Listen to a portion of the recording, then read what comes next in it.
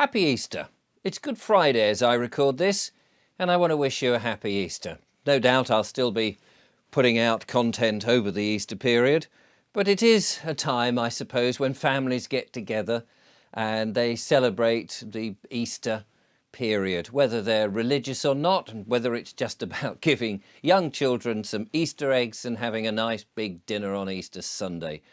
But some people, of course, take it a lot more seriously.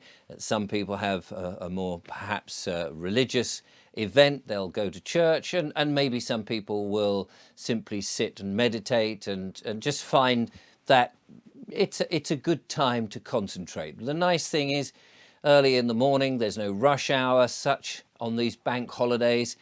Certainly here in England, where you are, it may be completely different. Of course, your Easter may be in a different time. I never quite know, because Easter seems to shift around in the diary. I know there's a reason for that, but not being a religious person as such in that way, I don't really follow those things. Although I should do from a historian point of view. Not that I am particularly good as a historian, especially these days when you realise that half the stuff that you've learnt as being history is actually all a big pack of lies, and things didn't actually happen in that way. That's just what we've been told. Anyway, that time, it is a time, I think, for people to get together, and that is very good. And we need families to get together and understand what is good for each other. Conversation is good. Breaking bread round a table and having an enjoyable meal is a good thing, especially if, as many people are talking about in the future, of building communities. I always think that if you can't bring your family around the table and have a good meal and talk about life, the universe and everything, then what hope have you of getting a community together? If it doesn't start here at home, then where does it start?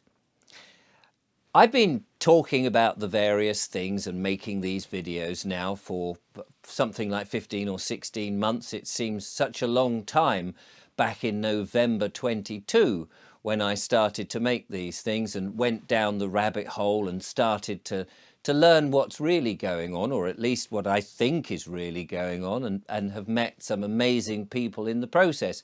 And of course, I've lost a lot of friends in the past who really didn't want me to express the views that I have and the opinions, or even worse of all, is to ask questions. Some people were very negative about me asking questions about whether it was a wise thing to put something that a government has put together in a syringe and have that placed into your body. And I was questioning that, and people were shutting me down and saying, don't be so stupid, you've got to abide by the rules, these governmental rules, these people who think that they are in charge of us and telling us what to do, and questioning anything like this. But even before that, when the nonsense of the global warming business, of man-made global warming, and I thought, I don't really follow this. I don't understand how this can be a man-made problem on a planet that has changed its climate for ever since it ever began, and that we seem to be making such a big difference. The little ants that scurry around on the surface of a planet of some, well, we never really know how big it is, do we? Anyway, the point is, people did not like, and maybe they still don't like, certain people. I have detractors on this channel. They love to watch the channel because they seem to have nothing else better to do, and to write disparaging comments in there. I think the 77th Brigade is part of that bunch who enjoy just writing for the sake of it to try and confuse and what have you. And you're very welcome to do that, by the way, if you've got nothing else better to do in your life than watch stuff that you disagree with, of course. However, in this time, right at the beginning, I was chatting to my children about what I was learning, and particularly my eldest son, who is 33, 34, that sort of age. And I was talking to him and saying, do you know, have you heard of people like Andrew Bridgen And have you heard that the medical intervention is probably not as good as we first understood? And have you heard that money creation is something that's dreamt out of fresh air? And have you heard that there are certain fraudulent practices going on? And instead of having the inquiring mind that I thought my eldest of all of my children, who is very intelligent, would have, instead of having that, let me listen to what you're saying, Dad, do tell me more, what could possibly, yes, I felt that things have just escalated very quickly, and what is it? Where can I find out more about this? Instead of those sort of lines of inquiry of my own son, my own flesh and blood, I was horrified that he was very much, no, Dad, shut up, don't talk about that. This is nonsense. This is all conspiracy. It's all rubbish.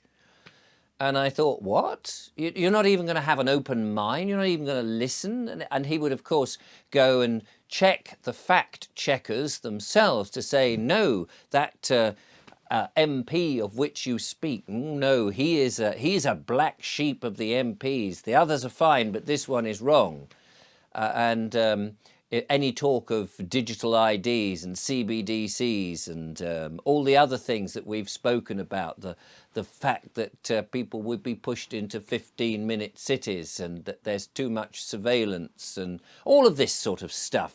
It would be, no, Dad, don't be silly. This is not happening. You are a nut. But, as he would say, fleece them for as much as you can get on that channel of yours. And I looked at him and I thought, but Stanley, this is not what it's about. I'm trying to find the truth and I'm investigating and I'm having an open mind as much as I can and I'm listening to all. And I'm interviewing so many different people who have different opinions to perhaps the mainstream narrative. And he was just not open to any of it. And I found that absolutely staggering and still do. And that's the point. I had a chat with him only the other day and I was trying to sort of say to him, because he said out of the blue, oh, Dad, you've been a bad granddad. You've missed one of your grandchildren's birthdays. Horror upon horror. And it is terrible if you miss one of your grandchildren's birthdays. And I said, oh, I'm really sorry about that. I didn't mean to miss it. I've been very busy and all the rest of it. But you don't seem to want to talk to me. And he'd shut me off. And he said, well, I'm happy to talk to you, but I don't want to talk about any of the stuff that you're doing. And I thought, well, if I was to do the same and say, well, I don't want to talk about any other stuff that you're doing, then how would that be? We would basically have no communication whatsoever, which effectively is what really more or less happened, I think. And so as a consequence, you miss an innocent child whose granddad he no longer gets to see because his dad does not agree with the things that his dad is investigating and exploring, which is a real shame. And I'm disappointed by that, of course. That's not to say that it isn't my fault. I should have, of course, naturally have kept the note of the diary. I've been busy. We've been off to the Peak District, as you know. We've been over to Lancashire and Shropshire and travelling around. And all of this does keep me very busy, as you can imagine. And you've seen the output of my videos.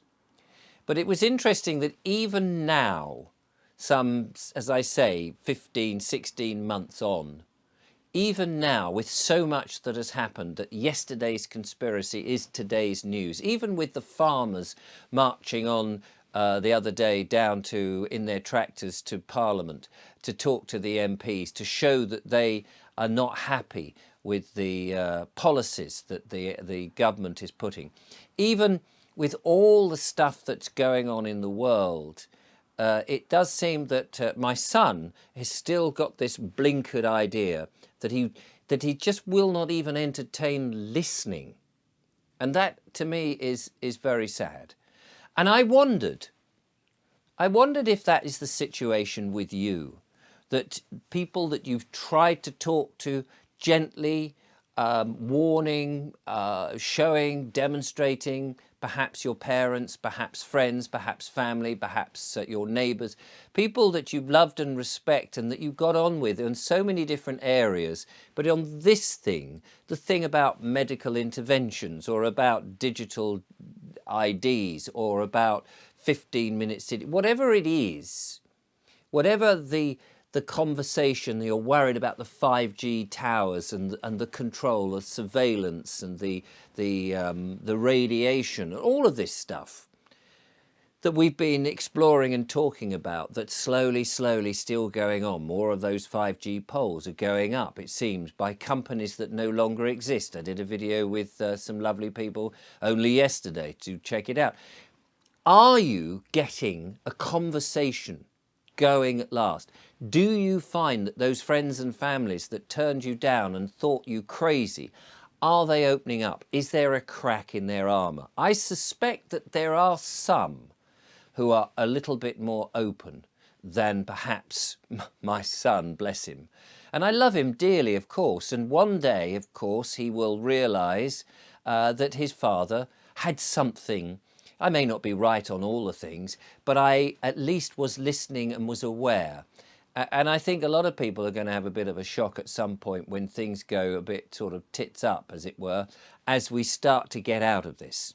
The good news, of course, is I'm extremely positive that although we are going through this bumpy old ride at the moment, and we've seen the amount of entrapment and the fraud from the police and the courts and the councils and how they're all working together as one force that seems to be anti-human, that their policies seem to be more about corporations and extracting money and disregarding anybody's actual feelings in this real world or their situation, happy to evict people who are perhaps mentally ill or disabled or vulnerable and throwing them mercilessly onto the street. The same people that are supposed to be there and pretend so piously that they are caring and looking after the community, and yet you can almost see the horns sticking out of their heads. You can almost see the forked tongue lashing about and the tail swivelling around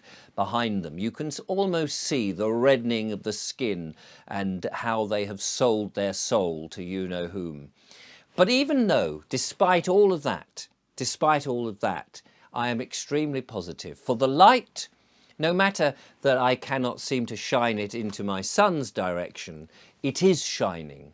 And the light is getting out there, and it is illuminating the dark places and showing us the occult knowledge that has been secret for so long, and that we are now beginning to realise just quite how powerful we, the people, ordinary everyday men and women up and down this land and across the world, are, that they, the people who perpetrate the dark forces and push these things on us, do not want us to know. But it's too late for them. It's over for them. I feel extremely positive, and I send out these positive vibes every day because we've now realised just how important our thinking is, and I feel extremely optimistic that we're getting through this, and by holding these high vibrational thoughts, this love and integrity and authenticity and these feelings of goodness, that the worries of the past few years are slowly going. But sadly, for some, they have yet to see it, but they will, and it's going to be wonderful. The magic is ours. This time is ours. They've had their go. These people, these dark forces, these perpetrators and all of these nonsense people, they've had their time. It is now our time. And we're beginning to realise just how powerful and how superb we can really be and make such a huge difference as we are slowly but surely coming together, uniting on this front with positive vibrational forces, wiping out their nonsense and putting an end. It may seem a bit bumpy. It may seem that some contacts, like me and my son, are still at loggerheads, but I think that will right itself very soon. So have a happy Easter if you celebrate it. Have an enjoyable time. Think hard, meditate, send out that love and that positive thoughts, for we are winning and we shall win this. Never mind the detractors and their silly comments and their nonsense. They will shrivel up and disappear very soon.